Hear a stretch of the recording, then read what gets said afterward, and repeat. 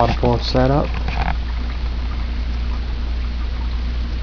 More than likely the last big project I do for this enclosure, because she's growing and going to be doing the custom one.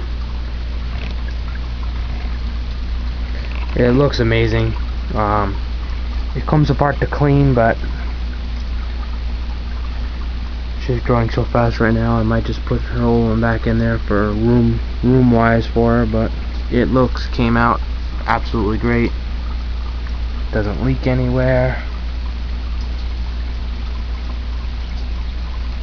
Pretty good stream for the size filter I end up using as the pump. The front of it looks pretty good. It's kind of hard to see with the light.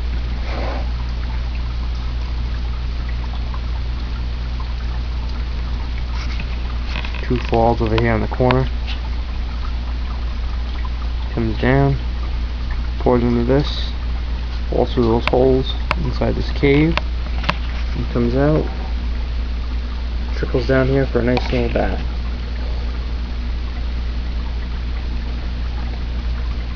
Just kind of snoozing right now.